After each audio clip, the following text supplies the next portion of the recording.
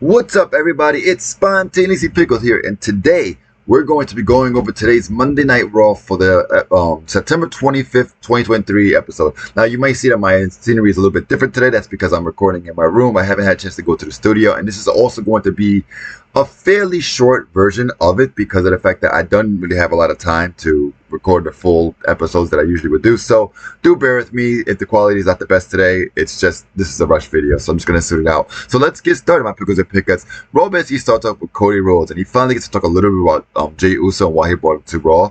Basically, it's about who goes on SmackDown. And Cody also alludes to the fact that him and Jey Uso aren't necessarily friends, and that the decision has more to it than meets the eye. So I don't know, I'm guessing that maybe he wants to ensure Jey is out of the picture with the blind just in case. I'm not sure. Then he also mentions the about the Judgment Day and basically calls them toxic, and then that obviously makes the Judgment Day come out because they heard their name. And then Finn basically mentions that Cody's always trying to stick his nose in their business, which is quite true actually. Priest then mentions that he wants to get Jey in so he got a real family, but Cody Rhodes got involved because everything's about Cody. Priest then lets Dom have the mic, but then the fans boo him out of the building pretty much. Cody then gets to the point that Priest previously made about family, mentions that Dom actually has a real family, but they just can't stand him. Cody then mentions that they can fight, but before that, since all the titles are online tonight, he asks them what's going to happen when Rhea comes back and all of my title lists. Dom then yells, "You keep mommy's name out of your mouth!" And then they prepare to attack Cody Rhodes, but then main event Jey comes in to help him. Then they sit there and they think about it for a second. They do the math, like, wait a minute, hold on, there's 3 of us, 2 of them. 3 minus 2 equals -1. Oh, that's so many odds that are too fair. That's too fair for our good, so they start to back away. Then all of a sudden, JD McDonough comes out with 2 chairs, and then everybody else like pretty much runs in. But Priest's like, "What are you guys doing? Don't do this!" But then he sees that they're all getting beat up, so he comes in to help to try to equalize things. But then he gets beat up too. They basically, obviously he got beat up really bad, so obviously he was upset about that. And I don't know if they're playing into some kind of thing where Priest and the Judgment Day will break up or something, but I'm not sure about. Or at least Priest might get out the Judgment Day. I'm not sure where they're going with it because they haven't really played on that for a bit. But obviously him and JD have some issues. But we're gonna see what happens. I'm very interested in that. Next up, we have Bronson Reed versus Otis. This was a really good match. They had a couple of moments where they had a couple of shoulder blocks that they couldn't take it to the down, and then eventually, like, they basically both ran into each other, and then like they were trying to go back and forth. It was like a hard-hitting match, but eventually Otis lost the match because basically Bronson Reed basically caught him with the tsunami after a miss, and then he did like a quick senton and then did the tsunami to Otis for the win. Unfortunately, the thing about this match is that it was very short. But in the shortness of the match, I did like that Otis got to do most of his signature moves and his little players playing to the fans, so that was really cool. The only thing is Bronson Reed pretty much beat both of the Alpha Academies. I do wonder what's going to happen with that, or if they're going to build up to that, but maybe more on that a little bit later on. After that, we go to the segment backstage where Becky Lynch and Tegan Knox. Basically, Becky Lynch asked why didn't Tegan Knox come out, and Tegan Knox was saying she was being kind because she didn't want Natalya to be skipped over, even though, she thought she deserved a chance. Basically, Becky then mentions that in order to get ahead, you have to sometimes step on people's toes. And Tegan Knox says she'll note that, and Becky basically promises Tegan Knox that she'll get to be the challenger for the title when she wins it after what was it called? No Mercy pay-per-view? I don't really watch the NXT, so I do apologize. Then we have a segment with Tegan Knox and Pierce backstage. Basically, she's trying to make the match official. Then Natalya comes in, and Natalya's like, "Oh, wait a minute. You want to make the match official, but I'm the one who deserves my rematch." And if I'm not mistaken, if you didn't have the title and you lost the match, you technically don't deserve a rematch. Am I right or wrong, or am I missing something? Then we have Tommaso Ciampa versus Ludwig Kaiser. The match is a really good back and forth. It's not a really long match, though. We have a couple of headlocks. Ciampa obviously does his low cheese press. I think they call it chest press or whatever. And then basically Vinci tries to help out by hitting him on the thing. And then Ludwig tries to go for a slam. Tommaso, but actually what happens is with there's a point in the match where after Vinci tries to interfere again, Tommaso catches him, and then all of a sudden, like, he gets knocked up. He gets him with the knee because he was going to go for Ludwig, but he actually tried to protect Ludwig. And then he gets caught with a knee to the face. And then actually what happens from there is the referee, for some reason, was overly concerned for Vinci. I don't know why, but he was. And that obviously pissed off Ludwig. So Ludwig actually ended up kicking Vinci out of the ring. And then when he turned around, Ciampa caught him with the high knee for the win. Then we have a nice match between Tegan Knox and Natalya. Now, like I said, today I'm not really reviewing the matches. I'm just gonna go straight in, like just go in and out with this video because I'm really stressed for time, so I do apologize, everybody. But anyway, Tegan Knox did put up a good fight, and so did Natalya. Natalya and Tegan Knox went head to head. They had a lot of reversals, a lot of counters. Natalya really showed why she still is an amazing wrestler, and I think she maybe even improved over time. So it is a shame that she's not winning, but it's also good to see her in the ring still. So much respect to Natalya for that. But Tegan Knox eventually lands the victory with the shiniest wizard, I think they called it. Then we have a small segment with Judgment Day backstage. Basically, Priest walks in. He says, "You're not Judgment Day," because JD was there with them. And he basically was pissed off because he took a beating from earlier. He says that you're not Judgment Day. It doesn't matter whose friend you are, and you'll never be Judgment Day. So get out of here. After that, we have Seth Rollins versus Shinsuke Nakamura. He basically asked the Finn Authority to defend the title, and they all cheer, of course. He then mentions that he's tired of Shinsuke playing these games, and if he doesn't take the challenge, he'll take it away from him, which I don't blame him, and give someone else a chance. Shinsuke then does one of his pre-recorded promos, and he mentions that Seth been having many demands, and no wonder his body's giving out on him. He also mentions that Seth showed all this cards, which Shinsuke hasn't showed him, and basically led to leading to him requesting a last man standing match at Payback. Now Shinsuke also said some stuff about the family, like his daughter would be disappointed in him or something like that. And of course, Shinsuke keeps taking it to the family, which is kind of funny. But Seth was like, no, she won't. Basically, they'll be pretty much disappointed if he doesn't compete or something like that, he said. Next up, we have a small interview between Jackie Redford and interviewing Ricochet backstage. Basically, Ricochet is basically saying that, hey, you know what, like, I'm coming for you, Shinsuke, because he basically shows that, and he was on crutches there, and he was basically complaining that Shinsuke's been beating up a lot lately, so yeah.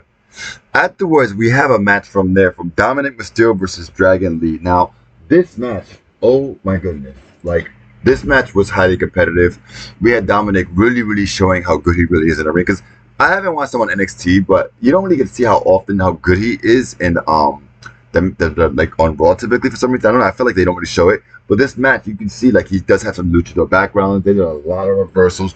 Dragon Lee was extremely impressive. Like, I mean, I was like, wow, what a wrestler. Like, I hope to see him more. I think they're moving him to Raw. It seems like it's been implied throughout the match, so I do hope that is the case. Now, Dom, of course, is a really good heel, because in the beginning of the match, he tossed a shirt right in Dragon Lee's face. And also, I gotta say, is Dragon Lee and Cody Rhodes sharing a designer? Because their coats look remarkably the same.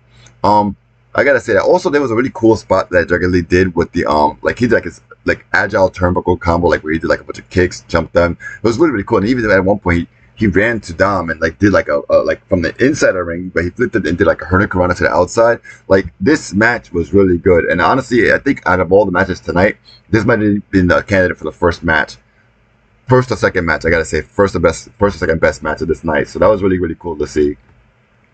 And of course, by the way, just for the record, Dom did win with the frog splash, so he retains the title. I forgot to mention that. I do apologize. Sorry, this video is unorganized. Like I said, I'm just shooting it out real quick because I really haven't had a chance to do it. Do a proper like sit down and like note everything like I typically do. So I do apologize about that.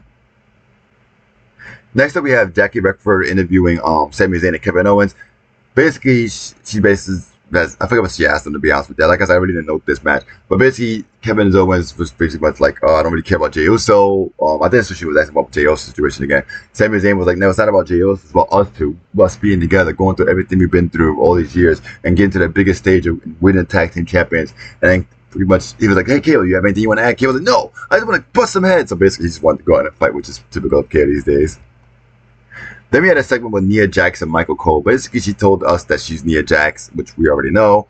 She also mentioned that she squashed all these people, which, apparently it seems like they're implying that Shayna Baszler's injured. I hope not, but if that's the case, I've been hearing a lot of other channels saying that Nia Jax is kind of a dangerous wrestler, so I think that maybe they shouldn't have her.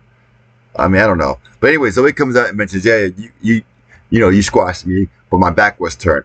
And then that leads into a match. Now, to be honest, I really hated this match. Yes, there was one part where Zoe did show her strength by lifting Nia Jax up. She fell over, but she did lift her up, which was really cool.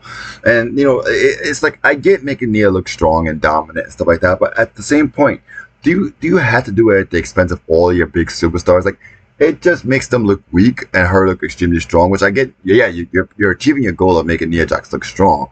But at the same time, Zoe Stark, she just came to Raw and she started to come onto her own after the Trish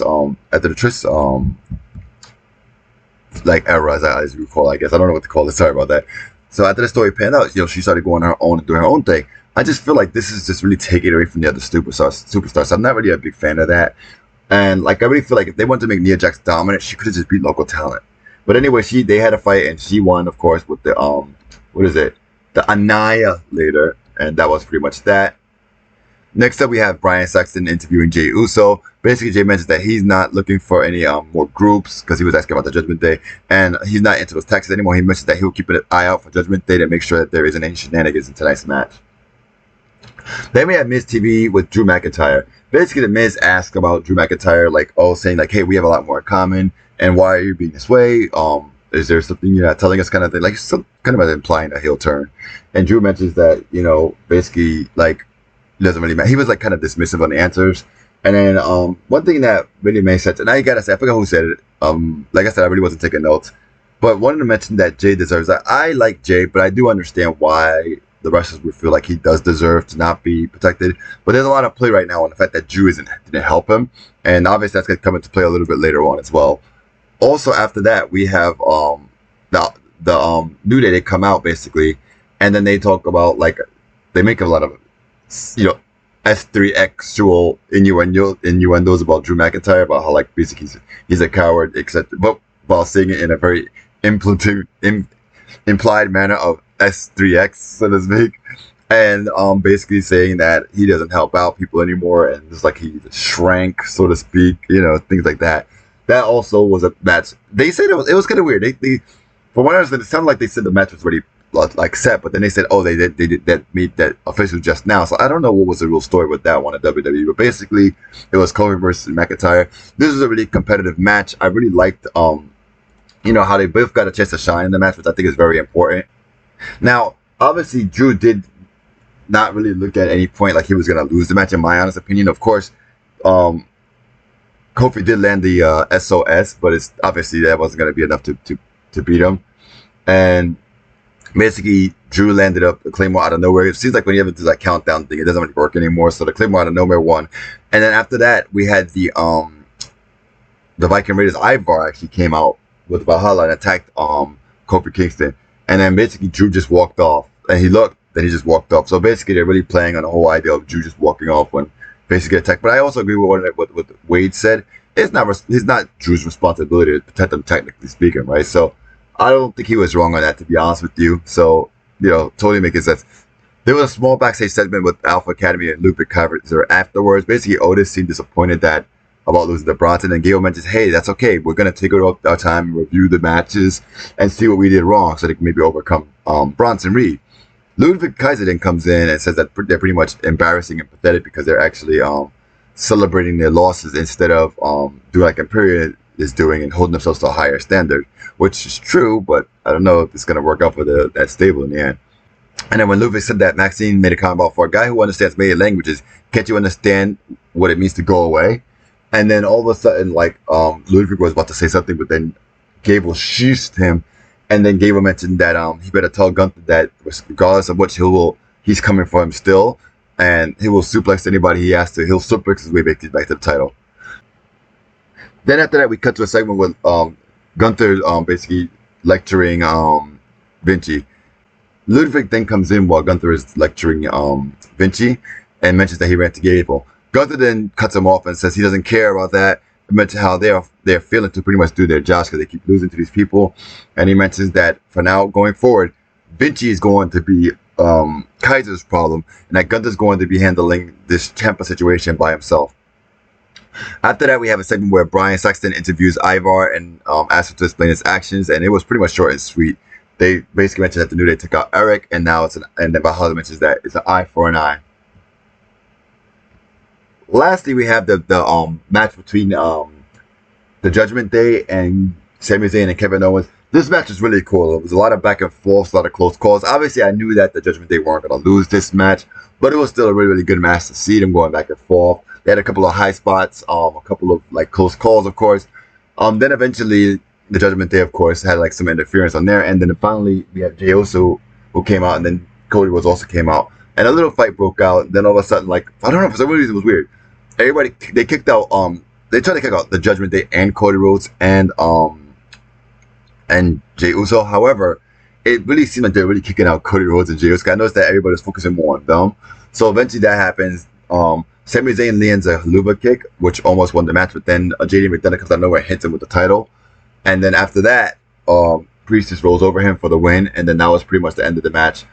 After that, whilst they were celebrating, they had a thing where Cody Rhodes and Jey Uso came back out, and then they were like they all broke into fight, and actually like it was really really cool because this reminds me of some of the older Raws where sometimes the fight the Raw will end in a big fight back like in the ring, and that was really cool. So I really liked seeing that.